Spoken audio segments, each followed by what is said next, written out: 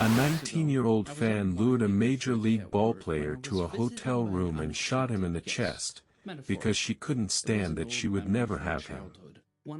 He was one of the best young hitters in the game. She had never spoken a single word to him. And the note that pulled him upstairs that night looked like nothing at all. This is the true story behind The Natural, not the movie, not the novel, but the real man both were carved from. And almost no one remembers his name. His name was Eddie Waitkus. In the summer of 1949, Eddie Waitkus was everything a ballplayer was supposed to be. A slick fielding first baseman. A line drive machine who sprayed hits to every field. A war veteran who had fought across the Pacific, earned 4 battle stars, and come home to hit .300 in the big leagues without missing a beat. He had already been picked for an all-star team. Scouts called his glove work at first base some of the smoothest in the National League.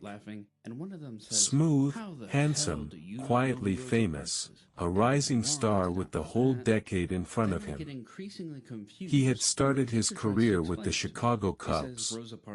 That detail mattered more than anyone could have known. Because somewhere in the Chicago grandstand sat a teenage girl who had decided, with terrible certainty, that Eddie Waitkus belonged to her. Her name was Ruth Steinhagen. She was barely 16 when it started. She collected his photographs by the hundreds. She learned his birthday, his hometown, the number on his back. She ate the foods she believed he ate. She began studying Lithuanian because his family was Lithuanian. Her bedroom turned into a shrine, pictures pinned floor to ceiling, a place set for him at the dinner table, as if he might walk in and sit down. Her parents grew frightened. They took her to a psychiatrist. It didn't help. The obsession only tightened, until the line between adoring him and needing to end him blurred completely in her mind. Then, before the 1949 season, the Cubs traded Waitkus to the Philadelphia Phillies. To an ordinary fan, a trade is a small heartbreak. To Ruth Steinhagen, it was abandonment. He was being taken from her. And if she couldn't have him near, she decided, then no one would. On June 14, 1949, the Phillies were back in Chicago to play the Cubs. Waitkus was staying at the Edgewater Beach Hotel, a grand old resort right on the lakefront. That same afternoon, Steinhagen checked into the very same hotel. She had already bought a rifle. It was folded inside her suitcase. Then she sat down and wrote him a note. It was ordinary, almost boring, a young woman asking him to come up to her room on urgent business, signing a name he might half recognize as someone from back home. She slipped it to a bellboy and paid him to carry it up. The note reached Waitkus a little after 11 at night. And here is the small, human hinge the whole tragedy turns on. He almost didn't go. He was tired. It was late. But the message said it was important, and Eddie Waitkus was a courteous man who hated to leave anyone waiting. So he climbed the stairs. He knocked. The door opened. A young woman he had never seen before stood in front of him. He walked in, and she was already moving toward the closet. Inside the room, Steinhagen told him to sit down. Confused but polite, he did. Then she crossed the floor, pulled the rifle from the closet, and spoke the words she had rehearsed in her head for weeks. For 2 years you've been bothering me. Now you're going to die. Waitkus barely had time to rise from the chair. She leveled the .22 and shot him in the chest. The bullet punched through his lung and lodged deep near his spine. He crumpled onto the carpet, bleeding fast, and stared up at a woman he had never met in his life, and asked her, softly, why she had done this to him. Then came the strangest detail of the entire night. She knelt down beside him. She held his hand. And she picked up the telephone and calmly told the front desk that she had just shot a man. She made no attempt to run.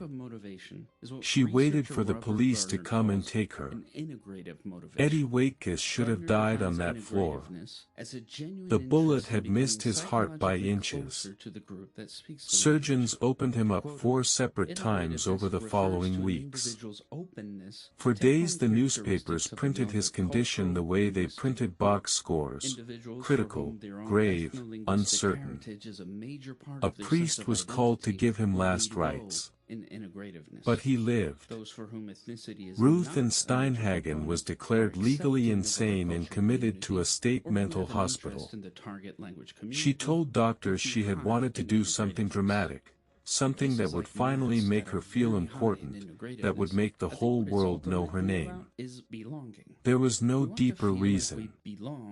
She scarcely knew the man she had nearly killed. Within 3 years she was quietly released. She never spent a single day in prison. Waitkus, still carrying the damage of that bullet inside his body, was never even called to testify against her. He could have walked away from all of it.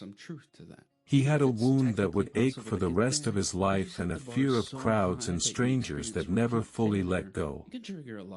For weeks he lay in a hospital bed. Then came the slow, brutal months of rehabilitation, learning to move again, to breathe deep again, to grip a bat again, much of it under the Florida sun. No one on earth would have blamed a man who never stepped inside a packed ballpark again.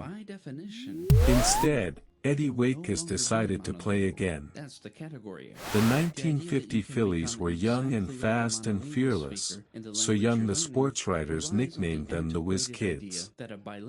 And batting near the top of that lineup, barely 7 months after a bullet nearly stopped his heart, was Eddie Waitkus. He had every reason to flinch at the roar of the crowd, the exact kind of anonymous crowd that had hidden the woman who shot him. He didn't flinch. He played 154 games that season. Every single one. He hit .284. He steadied the infield of a franchise that had not won anything in 35 long years.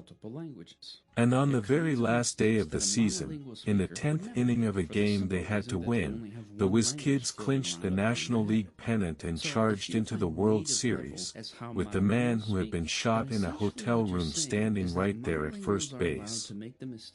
The Phillies lost that series to the Yankees. It hardly mattered. Eddie Waitkus was named the Comeback Player of the Year, and the story of the ballplayer who was shot and came back rolled far beyond the sports pages and into American myth. One of the people who heard that story was a young writer named Bernard Malamud. A few years later, Malamud published his very first novel.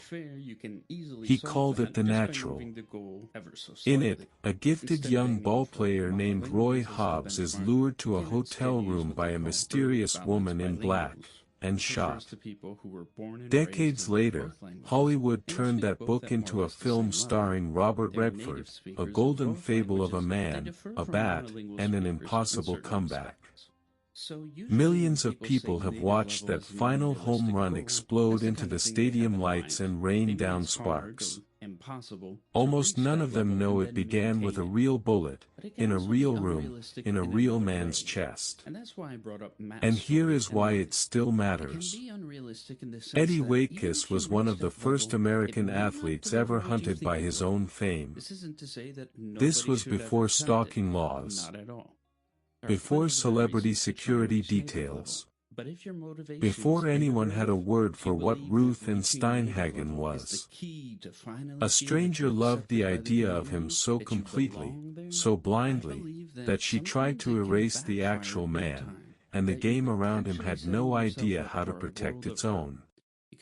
In the decades that followed, as fame grew bigger and lonelier and more dangerous, that same shadow would fall on other athletes, other stars, all the way down to our own time. The rest of Waitkus's life was harder than any movie dared to show. The wound never truly healed. He wrestled with his nerves, with drinking, with a darkness that the bright summer of 1950 could not hold back forever.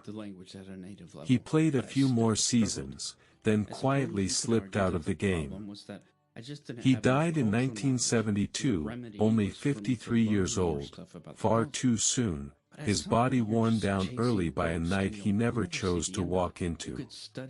He never got the shining, mythic ending that Roy Hobbs got.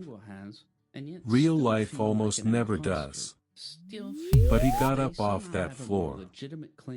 7 months after a stranger tried to kill him for loving him, he walked back onto a diamond in front of 30,000 people, the exact kind of crowd that had once hidden the person who shot him, and he played the game anyway, night after night, as if the darkness could not have him.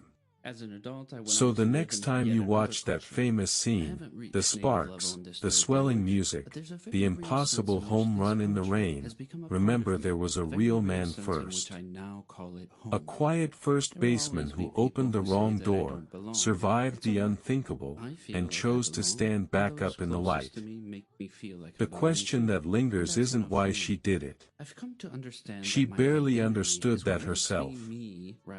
It's this. How many others gave everything they had to a game, and to strangers who believed they owned them, and got no fairy tale at all? Follow for more.